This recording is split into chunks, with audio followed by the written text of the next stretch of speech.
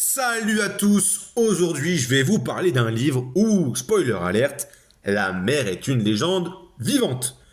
Imaginez, une maman qui vous répète tous les jours: Mon fils, tu seras un grand homme, un héros, un ambassadeur de France. Et vous avez 8 ans, vous galérez déjà à faire vos devoirs de maths. Ça, Internet ne l'oubliera pas. Eh bien, bienvenue dans La promesse de l'aube de Romain Gary. Un livre à la fois touchant, drôle et totalement épique. Romain Gary, c'est le gars qui a eu 2 prix Goncourt. Ouais, 2.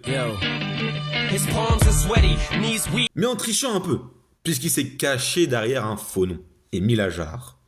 Il est né en 1914, en Lituanie, il s'installe en France avec sa mère où il deviendra français, il s'engage dans les forces aériennes françaises libres, donc il fait la guerre, il devient diplomate, écrivain, et il change d'identité comme d'autres changent de chemise. Bref, c'est un mélange de James Bond et de Victor Hugo. Et dans La promesse de l'aube, il nous raconte comment tout ça a commencé avec sa mère Nina. Et justement, son œuvre est publiée en 1960. C'est une autobiographie romancée où Gary raconte son enfance, son adolescence, la guerre et surtout l'amour fou de sa mère. À sa sortie, le livre est salué pour sa tendresse et son humour. Le public adore cette déclaration d'amour maternelle XXL. Saison 1. Romain est un gamin pauvre dans la Pologne des années 1920.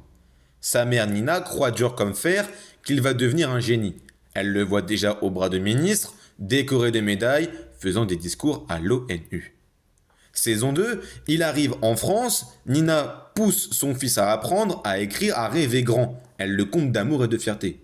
En gros, ce qu'une mère sait faire mieux que personne. Bah il a pas tort, il a pas tort. C'est qu'il a pas tort. Saison 3, Gary s'engage dans la guerre, devient pilote, combat pour la France libre, et à partir de là, on comprend qu'il se bat pas seulement contre l'ennemi, mais aussi pour rendre fière sa mère, pour tenir cette promesse de l'aube.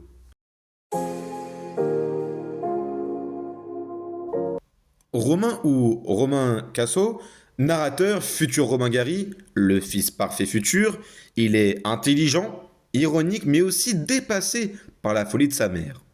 Donc ce que vous proposez comme d'habitude, c'est de la poudre de perlimpinpin. Nina, la mère, un personnage incroyable, un mélange de coach de vie, d'explosion et de drama queen. Je vous jure que je peux pas. Je vous jure que je ne peux pas. Moi non plus. Je suis pas venue ici pour souffrir, ok? Et les figurants, bah, pas grand chose à côté de Nina en fait. Logique. C'est une autobiographie romancée. En effet, tout est vrai, mais un peu enjolivé. En fait, c'est un mélange d'humour et de tragédie. On rit, on pleure et de temps en temps, on rit en pleurant. Tout d'abord, bien évidemment, nous avons l'amour maternel, très puissant, inconditionnel, mais de mon point de vue, cet amour est envahissant. Ensuite, nous avons le patriotisme, car elle devient un grand héros que sa mère imaginait. Et pour la France aussi, s'il vous plaît.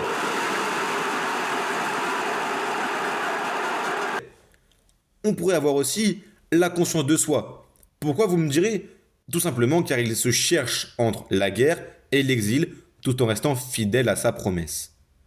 Enfin, on pourrait inclure l'ambition aussi, car Nina veut que son fils réussisse, même si ça la dépasse. Analysons la mère, Nina. C'est l'élément principal, le moteur de l'ouvrage. Sans elle, pas de rêve, pas de vocation, pas de Romain Gary. Néanmoins, son amour est une pression extrême. Elle veut qu'il soit un héros, un artiste, un diplomate, un mythe vivant quoi en fait. Encore. Ça fait beaucoup là, non? Bref, tout ce qu'elle n'a pas pu être. En tant que lecteur, on est comme Nina. Non! Non! Pas ça! Non! Non! Non! Non! Non! En effet, on admire Romain, on s'attache à lui et on voudrait qu'il réussisse. Mais on arrive aussi à se reconnaître en lui, cette envie de rendre fiers ceux qu'on aime. Alors le roman crée donc une vraie relation d'interdépendance entre le personnage et le lecteur.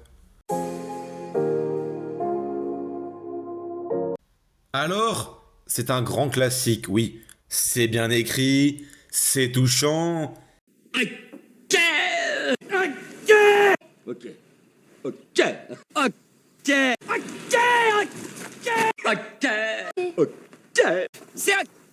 Mais moi, j'ai pas aimé. Déjà, les sauts dans le temps. J'ai failli perdre connaissance. Un coup, il est enfant, après, il est pilote de guerre, puis 3 pages suivantes, il parle d'une femme. À chaque fois, je me demandais si j'étais en 1939 ou en 1945. Bref, j'avais besoin d'un guide et d'un Doliprane. Je rajouterais que... un bon moment, sauf si vous aimez vous détruire le cerveau. Avec l'amour maternel, la vie vous fait à l'aube une promesse qu'elle ne tient jamais. Cette phrase, c'est du génie. Je ne pense pas que tu aies vraiment pigé ce que j'ai à t'offrir. Alors pose-toi là, continue à ruminer et laisse le génie de la lampe éclairer ta lanterne. Elle nous explique que, quand on est enfant, on croit que tout est possible grâce à l'amour.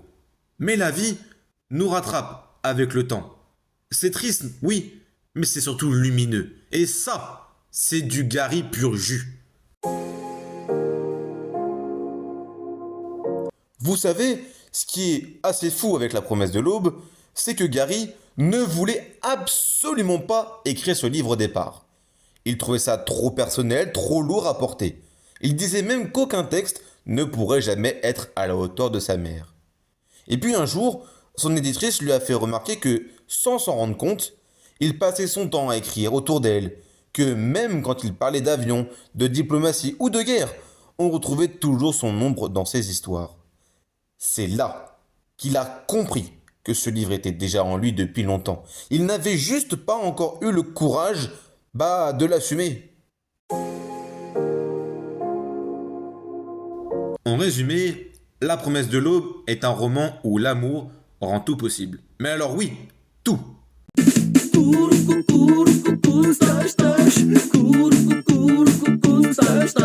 Donc, si vous aimez rire, réfléchir et verser une larme en douce, foncez. C'est la raison pour laquelle moi j'ai reculé. C'est rigolo, Merci à tous d'avoir regardé cette vidéo et souvenez-vous, si votre mère vous pousse à tout, c'est juste qu'elle croit en vous. Ou qu'elle veut juste que vous sortiez la poubelle, je sais plus. Allez, ciao tout le monde!